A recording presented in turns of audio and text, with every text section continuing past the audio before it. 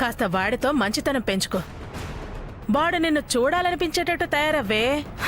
నేనెంత తయారైనా గంగిరెద్దు గంగాలమ్మ అంటాడు. అది ముద్దపప్పు దద్దు అన్నా దాని వంకే చూస్తాడు. వాడు నిన్ను చూసేలా చేసుకోకపోవటం నీ తప్పు. బావ పప్పైతే నాది తప్పంటావే? ఏయ్, పప్పు గిప్పు అన్నావంటేనా పళ్ళు రాలిపోతాయి. ఆ దరిద్రపు దందని నువ్వు అంటావా? ఏదో గబాల్ అన్నా, దానికే పళ్ళు రాలుతాయి అనాలా? నా కోపం వచ్చింది, నేను అలిగా. నా మీద అలిగితే నా కొడుకు నీకెలా దక్కుతాడే? అవును కదా, ఆ విషయమే మర్చిపోయా. అలగనులే అత్తయ్యా. నువ్వు బొంగమూతితో అందంగా ఉంటావే. బావ నీ పోలికే కదా, మరి నీకు నచ్చినట్టు తనకెందుకు నచ్చడం లేదు? ఆ విషయం నీకే తెలియాలి, నాకేం తెలుసు? తెలుసుకుంటానులే గాని నువ్వు దానికి చనువు ఇవ్వద్దు అని బావని గట్టిగా హెచ్చరించు. సరే, నువ్వు ఆవిడ ముందు మెప్పు పొందేలా నడుచుకో. ఈ పిల్ల భలే ఉందే, నీ కొడుక్కిచ్చి చేసుకోరాదు దుర్గా అని ఆవిడ అనేలా నడుచుకో. అలాగే అత్తయ్యా.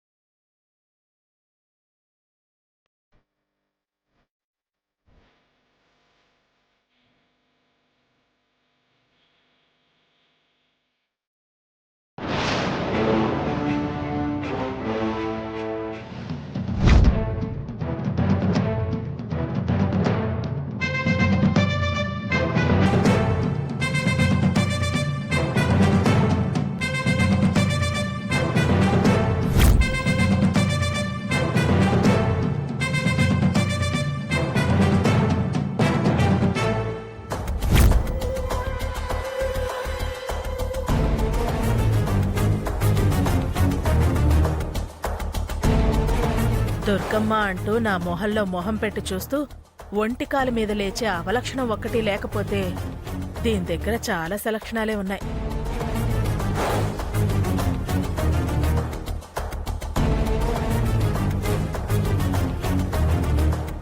అదంత పడకపోయినా నిజం మాట్లాడుకోవాలి అంటే నేనే కన్నార్పకుండా చూసే అందం దాంది.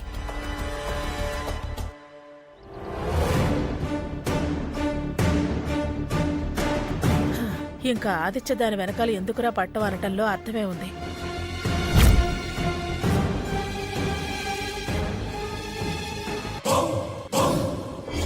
పండగ కళంతా దాని మొహంలో వాళ్ళ ముంగిట్లో ఉంది.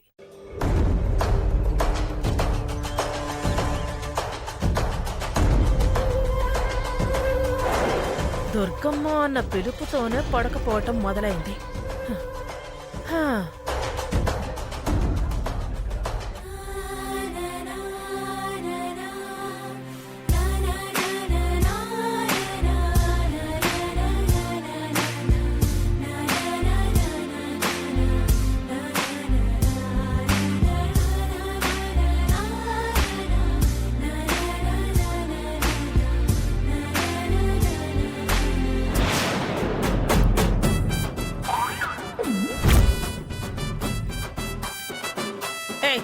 వెంకటలక్ష్మి లే. ఏ వెంకటలక్ష్మి, మొత్తం నిద్ర లేవవే. అబ్బా,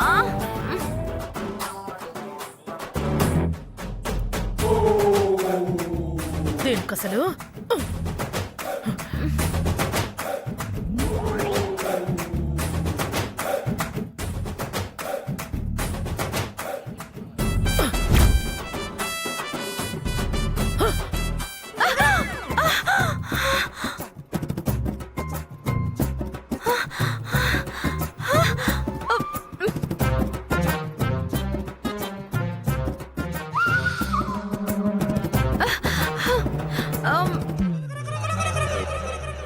ఏంటత్తయ్యా నా మొహన నీళ్లు కుమ్మరించావు? నీళ్లు కుమ్మరించక సుప్రభాతం పాడి లేపమంటావా? ఇంకా ఎంతసేపే పడుకునేది? నిద్రమోహన్ దానా, అతి నిద్ర దరిద్రం అంటారు. ఒకసారి లేచి బయటకెళ్ళి చూడవే. నీ తొడితేగా ఆ తులసి తలస్నానం చేసి వాకిట్లో ముగ్గులు పెడుతోంది. నువ్వు దుప్పటి నిగడతని గొరకలు పెడుతున్నావు. పండగ రోజు తెల్లారని ఏమైనా ఉందా? పడక పడక తప్ప నిద్రపోతూ వాళ్ళకి ఏం కలిసి వస్తుంది? వెళ్ళు వెళ్ళు వెళ్ళు, దాన్ని చూసానే నేర్చుకో. దాని మొహంలో లక్ష్మీ కళ ఎలా ఉట్టి పడుతుందో నువ్వు ఉన్నావు పాచి మొహంతో. వాళ్ళమ్మ లేదు కాబట్టి లేచిందేమో. ఆ ప్రియ ఉన్నా లేకపోయినా దాని పద్ధతే వేరే. వంట పట్టకపోయినా ఒకళ్ళు చూసైనా నేర్చుకోవాలి. ఏంటి పొద్దున్నే దాన్ని పొగుడుతున్నావు? పొగిడేలా అదుంది, నెత్తిన పొడిచి చెప్పేలా నువ్వున్నావు. నిన్ను పొగిడేలా తయారవ్వు. వెళ్ళు, లే లే లే లే.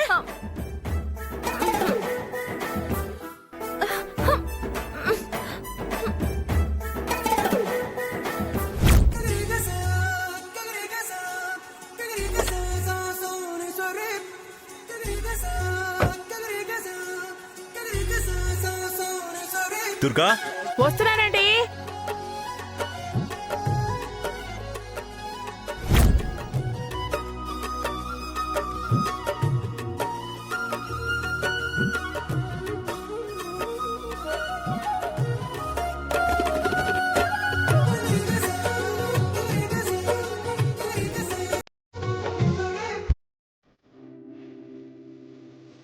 పద్ధతినా? రండి రండి.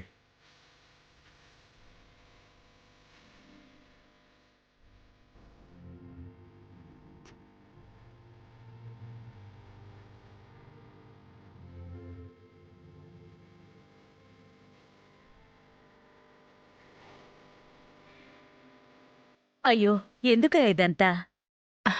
మా సాంప్రదాయం మాదక్కయ్యా.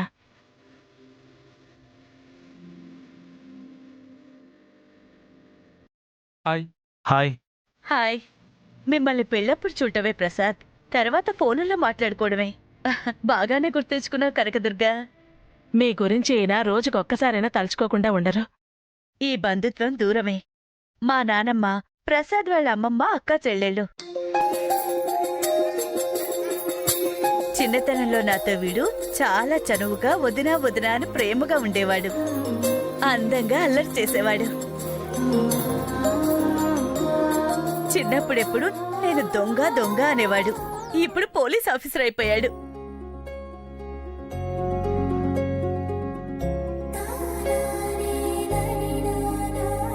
వీడేనా నీ కొడుకు ఆదిత్య? అవును వదినా. నిన్న కాక మొన్న నాకు అబ్బాయి పుట్టాడు వదినా అన్నట్టు గుర్తు. అప్పుడే ఇంతవాడయ్యాడు.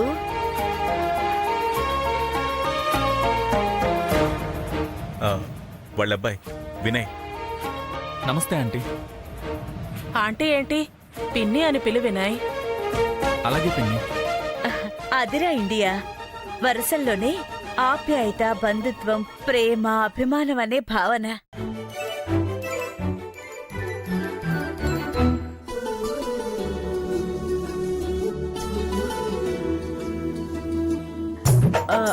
అవును, వీరు మా మేనత్త మంగళగిరి మంగళంబ అంటారు. మంగళాంబ గారా? మన బంధువర్గంలో చాలా ఫేమస్ ఈ పేరు. ఎప్పుడు వినడమే కాని చూడటం ఇదే. తను సత్యవతి, నా తరపు బంధువు, వరుసకి చెల్లెలవుతుంది. ఇది పిన్ని వాళ్ళ తరపు దూర బంధువుల అమ్మాయి. వెంకటలక్ష్మి.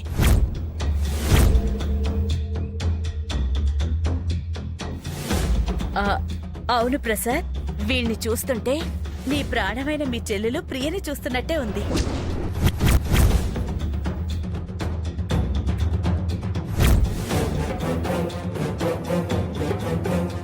ఆ, అవును, ప్రియ వాళ్ళెక్కడా? ఈ ఊళ్ళోనే ఉన్నారా? అదిగో పక్కనే పెద్దమ్మా, పక్కిళ్ళే. పక్కనేనా? రాలేదా? నేనొచ్చానని దానికి తెలీదా? ప్రాణం అన్నాక ఈయన చెప్పకుండా ఉంటారా? తను ఊరెళ్ళింది. అది పాపం చాలా ప్రేమగా ఉండేది. దానికి కూతురు కదా. ఆ నీకు అబ్బాయి, దానికి అమ్మాయిని ఒకసారి చెప్పారు కదా. అవును, వాళ్ళని కూడా రమ్మన్నాను. ఈ 4 రోజులు మనమంతా కలిసే ఉందామని చెప్పాను. సరే అన్నారు. బావ బయటకెళ్ళి ఉంటారు, వస్తారు. చాలా సంతోషం ప్రసాద్. ఈ ఆనందం కోసమే కోరి కోరి వచ్చా. ప్రియా వాళ్ళ ఆయన్ని, వాళ్ళ అమ్మాయిని రమ్మని చెప్పు. ప్రియా పండక్కలా వచ్చేస్తుందిగా. ఆ వస్తుంది వస్తుంది. ఓకే, నేను వెళ్ళి మామయ్య వాళ్ళని పిలుచుకురానా పెద్దమ్మా? నువ్వెందుకురా? నువ్వు వినతో మాట్లాడుతుండు, నేను వెళ్ళి తీసుకొస్తాను. నేను వెళ్ళొస్తాను. లోపలికి రా అక్క, రండి. హాయ్ వినయ్. హాయ్ ఆదిత్య.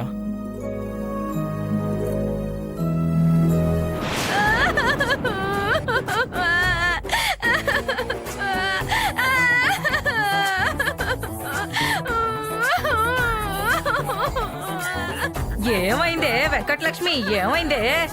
చెప్పండి. అది కాదు వెంకటలక్ష్మి, అసలు ఏమైంది? చెప్పండి మీరు.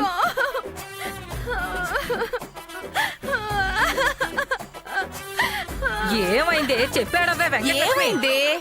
చెప్పవే తల్లి. అసలు ఏమైంది చెప్పు. ఏమైంది?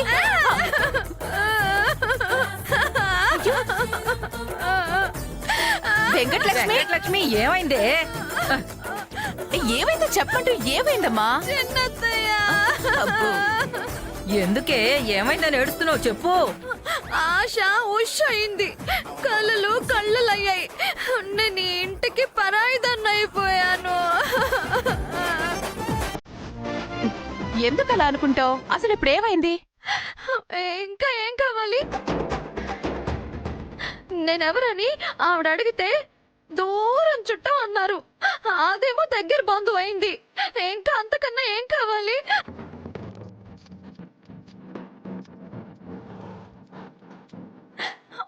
ఊరంతా నాకు కాబోయే కోడలు అని టముకేసి చెప్పిన అత్తయ్య 4 రోజులు ఉండిపోయే ఆ అమెరికా ఆవిడ కోసం దూర బంధువు బీరకాయ పీచు అని చెప్పాలా? కాబోయే కోడలంటే ఏం పోయింది? ఏం నష్టం వచ్చింది? ఏం నామర్థం అవుతుంది? ప్రసాదు ఈ విషయాలు ఏం చెప్పొద్దన్నాడు కదే, అందుకే దుర్గ ఏం చెప్పలేదు. మావయ్య మనసులో ఏదో మతలబు లేకపోతే అసలు అలా ఎందుకు చెప్పమంటాడు? రేపు ఆ అటో ఇటో అనే ఆవిడ ప్రసాదు, ప్రియా బిడ్డని నా సంతోషం కోసం నీ కొడుకు చేసుకోరా, చూసి తృప్తిగా కళ్ళు మూస్తా అంటే ఆవిడ చేతిలో వాళ్ళిద్దరి చేతిలో పెట్టి అక్షింతలు వేయిస్తే ఆరిపోయేది నా దీపం, తొస్సమనిపోయేది నా ప్రాణాలు. చచా అలాంటి మాటలు మాట్లాడకే. ప్రసాద్కి ప్రియ ప్రాణాలు ముఖ్యం. ఆ భువనేశ్వరి అడిగితే ఏదో ఒకటి చెప్పి దాటేస్తాడు కానీ నువ్వన్నట్టు చెయ్యలేవే. అలా ఎలా ఊరుకుంటాం? ఏంటి గ్యారంటీ? అప్పుడు పోయే ప్రాణాల కన్నా ఎప్పుడో పోయే ప్రాణాలకి వెలువిస్తారా? అది కాక ఆవిడ సంతోషం తృప్తి అంటూ విలువిచ్చేవాళ్ళు రేపా బావ మరదళ్ళు సైసైరా హాయ్ హాయ్రా అంటూ కలిసి మెలిసి ఆవిడ కళ్ళు ముందు తిరిగితే వీళ్ళు అనరు, వాళ్ళు ఆగరు. ఎందుకే ఏవేవో ఊహించుకుని అలా బాధపడతావు? కాని పని గురించి ఎందుకు ఏడుస్తావు? నేను అనేదేది అబద్ధం కాదు. అన్న దాంట్లో ఏం జరిగినా ఏడవలసింది నేనే, బాధపడాల్సింది నేనే, బరువుగా బతకాల్సింది నేనే. అది ఎగిరేసుకుపోతే ఎక్కి ఎక్కి పడి ఏడవటమేగా ఇంకేం చేస్తాను? అయితే అయితే ఏడవ్వే ఏడు. అదేంటే సత్య అలా అంటావు? మరి లేకపోతే ఏమనాలి ఆ? అరే దాని కథే అలా జరిగిపోతుందేమో ఇలా జరిగిపోతుందని ఓ శోకాలు పెడుతుంటే ఏం చేస్తాం? ఏదో చిన్నపిల్ల, దాని బాధ దాంది. దానికి బావ మీద ప్రేమ ఇష్టం ఉంటే సరిపోదు, వశపరుచుకోవడం నేర్వాలి. గాలం వేసి బోణిలో పడేసుకోవడం తెలియాలి. వీలు వాలు చూసుకొని నాడి పట్టుకోవాలి. చెయ్యి వదలకుండా చేజారిపోకుండా ఒడిసి పట్టుకోవాలి. వెంకటలక్ష్మి అని ఇదిగో దీని వెంట పడేలా చేసుకోవాలి. తులసికున్నన్ని తెలివితేటలు దీనికి లేవే పాపం. నానమ్మా, ఏంటే? దానికన్నా తెలివి తక్కువ దాన్ని అంటే నాకు ఒళ్ళు మండుతుంది. అయితే ఏడుపులు పెడబొబ్బులు ఆపేసి దానికన్నా నువ్వే తెలివిగల దానివని నిరూపించుకో. ఎత్తులే వేస్తావో జిత్తులే ప్రదర్శిస్తావో నీ ఇష్టం. ఆదిత్య దాని వంక చూడకుండా మేనేజ్ చేయి. ప్రతి క్షణం నీ పేరే కలవరించి పలవరించేలా చూసుకో. అంతేకాని ఇలా ఏడుస్తూ కూర్చోవడం కాదు. అవునే వెంకటలక్ష్మి, సత్యవతి చెప్పినట్టు చెయ్యి. మేము నీకు సాయంగా ఉంటాం, సరేనా? సరే నానమ్మా.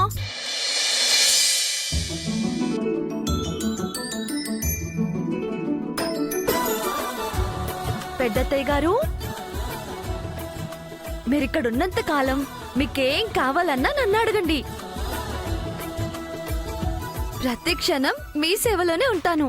దేనికి మొహమాట పడొద్దు. కాళ్ళు పిసుకమన్నా పిసుకుతాను. మా బంగారమే, ఎంత మంచి మనసేనిది. ఈ రోజుల్లో ఇలాంటి పిల్లలు చాలా అరుదు. దుర్గా, బంధుత్వం దూరమైన ప్రేమ మన అనిపిస్తుంది. అదంతే, దాని మనసు చాలా మంచిది, కలుపుగోలుతన. అందరూ తన వాళ్లే అనుకునే రకం. వంట వార్పు ఇంటి పని అంతా తానే చూసుకుంటుంది. నాకెంత సహాయంగా ఉంటుందో. మంచికి మంచి తప్పకుండా సాయం చేస్తుంది. అందుకే ఆ భగవంతుడు నీకు సాయంగా పంపించాడు. ఏ ఇంటి కోడలవుతుందో కాని ఆ అత్తింటి వాళ్ళు అదృష్టవంతులు.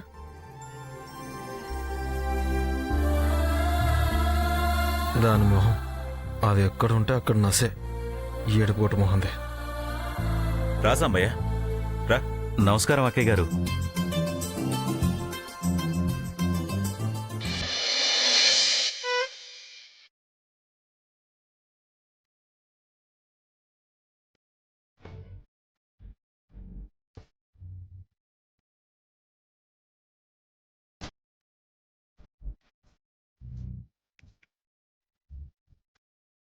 పదహారణాల తెలుగమ్మాయి అంటే అర్థమయ్యేది కాదు.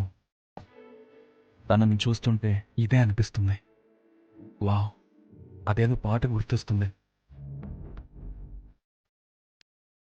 నమస్కారం అక్కయ్య.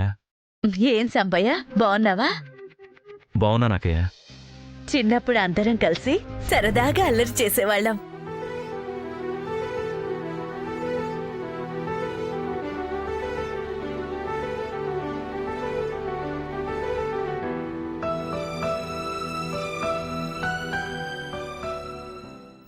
సంబయ్య, మీ అమ్మాయా? అవును, తులసి.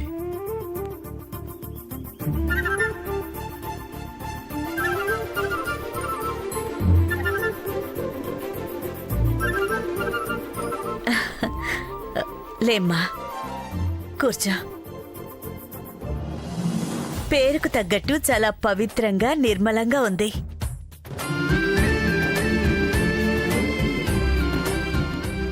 ప్రియ అందమంతా పుడికి పుచ్చుకొని పుట్టినట్టుంది.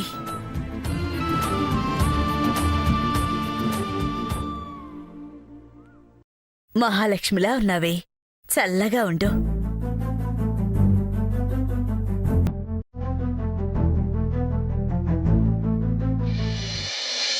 నా